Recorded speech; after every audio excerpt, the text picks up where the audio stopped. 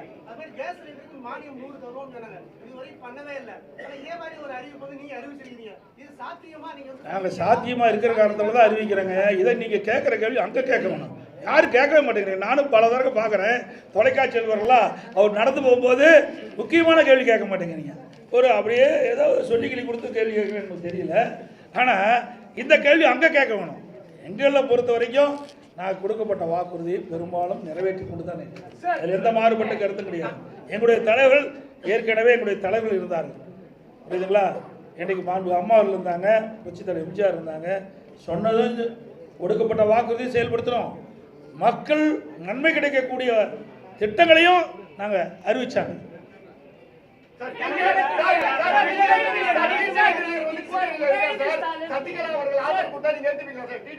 Sir அதெல்லாம் ஏற்கனவே முடிஞ்சு போச்சு. அதை ஏன் திருப்பி பேசிட்டா சார்?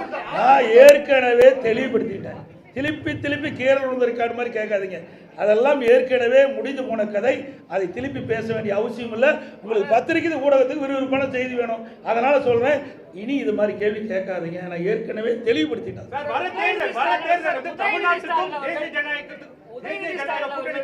தேர்தல், அதனால மக்கள் வந்து பார்த்து வாக்களிங்கன்னு சொல்லிட்டு முதலமைச்சர் சொல்லக்கூடிய அந்த பிரச்சாரத்தை நீங்க எப்படி பாக்குறீங்க?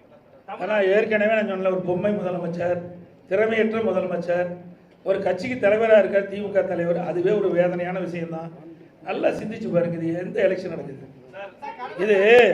இது தமிழ்நாட்டில் யார் ஆட்சிக்கு வரணும், யார் ஆட்சிக்கு வரக்கூடாதுன்னு நடக்கிற தேர்தல். புரிஞ்சுக்கிட்டீங்களா? ரெண்டாவது, எங்களுடைய கூட்டணிக்கு தெளிவுபடுத்தியாச்சு. திருப்பி சொல்றேன், எங்களுடைய கூட்டணி அண்ணா திமுக தான் கூட்டணிக்கு தலைமை தாங்கும். அண்ணா திமுக எங்களுடைய கூட்டணி வெற்றி பெற்று அண்ணா திமுக ஆட்சி அமைக்கும். இதுக்கு மேலே என்ன வேணும்? தேசிய கூட்டணிக்கு எங்களை சொல்றதுக்கு எதுவுமே இல்லைங்க. எங்க மீது எந்த புகாரும் சொல்றதுக்கு ஸ்டாலின் சரக்கு இல்லை. அதனால வேற ஒருத்தர் பிடிச்சிட்டு சொல்லிட்டு இருக்காரு. இங்க ஆள்றது அண்ணா திமுக ஏற்கனவே முடிவு செய்யப்பட்டு விட்டது.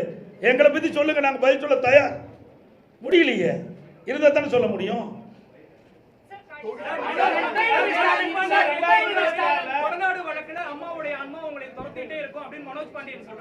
அதனாலதான் ஆன்மா துரத்தினாடி தான் அங்க ஓடிட்டேன். அண்ணா திமுக ஆன்மா யாரை துரத்துது பார்த்தீங்களா? உண்மையா இருக்கிறீங்களா? எங்களை ஆசீர்வாதம் பண்ணிட்டு இருக்குது அம்மா. அதனால இங்க இருந்துட்டு இருக்கிறோம். இங்க இருக்கின்றவர்கள் யாரெல்லாம் தவறு செய்தார்களோ, யாரெல்லாம் இந்த இயக்கத்துக்கு துரோகம் செய்தார்களோ, அம்மாவுடைய ஆன்மா அவளை ஆட்டி படைச்சிட்டு இருக்குது.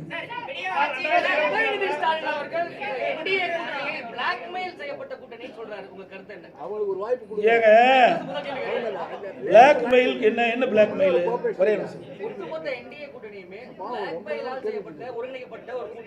ஏங்க அவரு அதான் சொல்ற, அவரு நினைச்சுக்கிட்டு கேட்கிற கேள்விகளை என்கிட்ட பதில் கேட்காதீங்க. அவரை தான் திருப்பி கேட்கணும். அண்ணா திமுக ஏங்க ஒரு தேசிய அளவில் இருக்கிற ஒரு கட்சிங்க. முதல்ல புரிஞ்சுங்க, தேசிய அளவில் இருக்கின்ற கட்சி, தேசிய ஜனநாயக கூட்டணி நாட்டை ஆளுகின்ற கட்சி. புரியுதுங்களா? அந்த நாட்டில் இவர் இருக்கார், ஸ்டாலினும் இந்தியாவுக்குள்ள தான் இருக்கிறார். தமிழ்நாடுங்கிறது ஒரு மாநிலம் தான். பல மாநிலங்கள் ஒன்றாக இணைந்து அந்த மாநிலத்தில் ஆட்சி புரிகின்றவர் தேசிய ஜனநாயக கூட்டணி. அவர் இந்தியாவில் மறந்துட்டு பேசுறாரு, வேற மாநிலத்தை மேல நாட்டில் இருக்க மாதிரி பேசிட்டு இருக்காரு. புரிஞ்சுங்க? அவர் இந்த நாட்டில் தான் இருந்துட்டு இருக்காரு. ஏன் அடிக்கடி கடிதம் எழுதுறாருல்ல? மீனவர் காணால் போனால் கடிதம் எழுதுறாருல்ல? எதுக்கு எழுதுறாரு? அந்த அதிகாரம் யார்கிட்ட இருக்குது? மத்திய அரசாங்கத்தான் இருக்குது.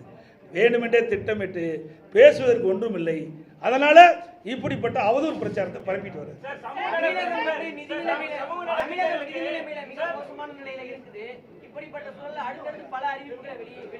ஏங்க நாங்க ₹1 வருமானம் இல்லாத போதே ஆட்சி செய்த கட்சிங்க அண்ணா திமுக கட்சி. கொரோனா காலத்தில் எங்களுக்கு என்ன வருமானம் வந்தது? ₹1 வருமானம் கிடையாது அரசாங்கத்துக்கு. அந்த காலகட்டத்தில் கூட வருவாய் இல்லாமலேயே ஆட்சி புரிந்த கட்சி அண்ணா திமுக கட்சி. அதனால வருவாய் பெருக்கி உயர்த்தி நாங்கள் அறிவிக்கின்ற திட்டங்களுக்கு தேவையான நிதிகளை உருவாக்குவோம். கொடுக்கப்பட்ட வாக்குறுதியை நிறைவேற்றி தருவோம்.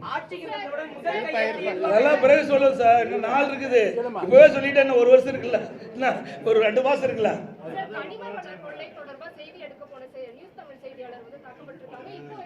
அதாவது எங்களுடைய கட்சி சேர்ந்தவர்கள் தாக்கப்பட்டவர்கள் நேரடியாக போய் ஆறுதல் சொல்லிட்டு வந்தாங்க.